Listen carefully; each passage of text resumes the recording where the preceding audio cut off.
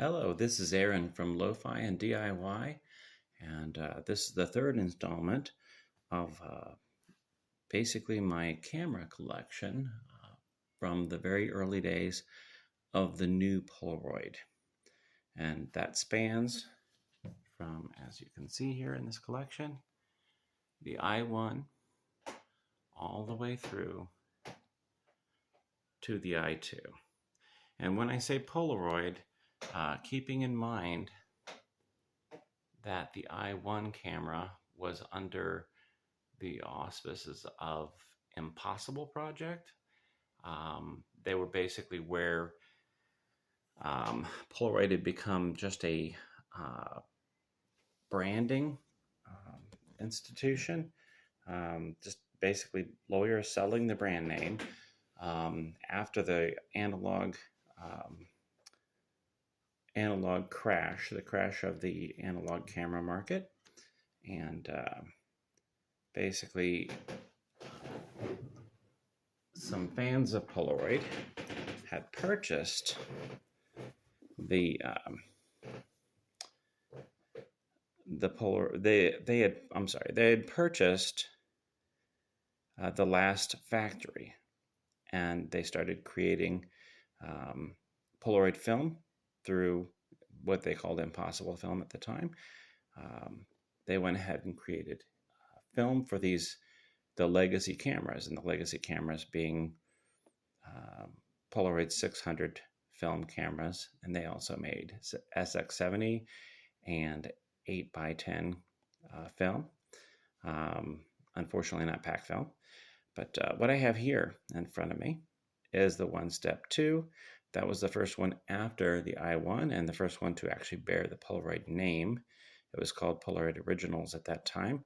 I say the first one in this collection, the non-legacy, the first non-legacy camera with the Polaroid name. They went ahead and put the battery in the camera itself instead of the battery being in the film the way it's been in the past. And that was a lithium-ion battery that they install in it, so you can plug it in and charge it like a cell phone or something like that, using USB. But anyway, this particular one was the first one, and you'll note here that just like what I had talked about in the prior video with the Impossible Project I-1, it has hard to use viewfinder. What I mean by hard to use is basically you have to line your face up perfectly behind it in order to look through it. It doesn't have the long snoot of the traditional Polaroid cameras, and so it's really kind of hard to line up. I don't know why they went with that other than maybe aesthetics, but it did make for an awkward viewing experience. One of my my second product that I developed for cameras is very simply this snoot, an extension that you would attach to the camera itself, giving you a viewfinder. Okay, obviously I just taped it on real quick, but anyway, this snoot actually allows you to see easily using the viewfinder. Unfortunately, I came up with this thing about 2 seconds before they reissued the Polaroid Onestep 2, and they called it Onestep 2 Viewfinder. And you will see that the next step was to actually put a real viewfinder on it. You see, mine's pretty darn similar, basically the same idea. So quickly, my design became rather obsolete. But that's okay, because it was a good thing. They needed to do that. They needed to get over having these terrible viewfinders. So now with a long snoot, it's easier to actually aim your eye to actually look through and use the viewfinder. Now, the viewfinders are offset, as you can see to the left. That does make it a little tricky, just like it does with other instant cameras like the Lomography Instant, Lomography Instant Wide, Instant Automat, and of course all the Instax cameras, they have an offset viewfinder to the side. The one thing I did really appreciate about the I-1 camera is it had that centered viewfinder. At least that sits right, it sat right directly over the lens, which was a nice touch. I did make an adaptation for that as well. And, let's see if I can find that here. But I never did send it to market. Now, if this is actually something somebody is interested in, put some information in the comments saying that you're interested in it, and I can go ahead and roll it out to market. I just never did. This actually allows you to look through a viewfinder that's centered over the lens. So if you're doing work that's a little closer, where that staggering is going to be significantly different, the center viewfinder would help that. Now, the distance photos, it really doesn't make a difference at all. The staggered viewfinder is fine for a distance. Some things about this. Okay, the Onesteps, there's the good and the bad when it comes to it, as far as I'm concerned. It actually has a lot of the features, or I think pretty much all of the features of the Onestep box cameras with a fold-up flash from the legacy days. It has a flash, and it has actually, as you can see here, you can adjust the exposure. It has an exposure control. Like I said, it's a built-in battery. Pretty straightforward, pretty simple, but that's a great point-and-shoot setup. It also, like the Onestep box cameras, it actually, you can turn on and off the flash, so you don't have to shoot with the flash. And this is something that the box cameras never did have, and I think it's often overlooked. People don't think about it, but it does have a timer, and that's just a very nice if you're taking pictures of family and everything. Also, all of the Onestep 2 line have the tripod socket, and I really like that. I like that they included the tripod socket. I think that's important. The biggest downside I can see, there's a couple of downsides, but the biggest downside I can see is because you have an internal battery and it's a lithium-ion battery, it will shorten the life of this camera substantially. The like I was saying, the Onestep box cameras, the generic cameras of the 80s and 90s, ubiquitous, they were everywhere in all kinds of different colors. Those actually still work really great, and there's no problem with them. This thing here is going to be and it might already be. It's though all of my collection is supposed to be working. Some of these are probably by now just bricks, because basically as soon as the battery goes bad, you kind of don't have any options, and the camera is no longer functional. So that's something that I can say that Polaroid, the current Polaroid, really should work on. That would certainly be a great thing. One thing I can also say, and this is a good thing, the actual rollers are very accessible, very easy to clean. Okay, but also the mechanics of this are really stout. They're really well done. I seldom come across these Onesteps that actually have anything wrong with their mechanicals.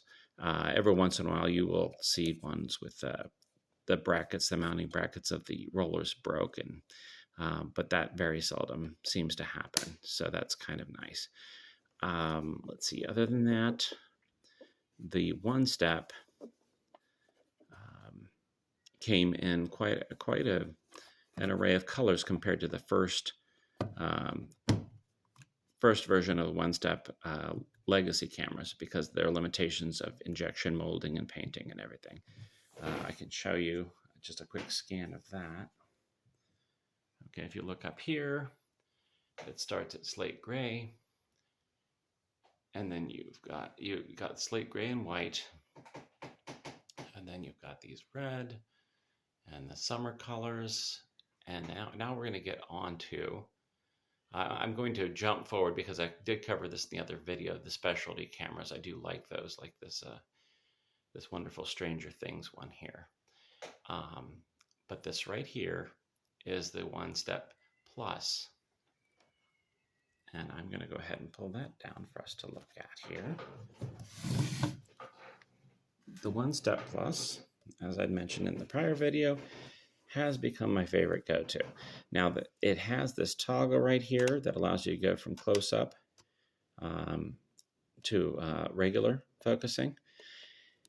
And other than that, this functionality, interestingly enough, I will point this out as a weakness as well, though. This camera here, as since I do build cameras and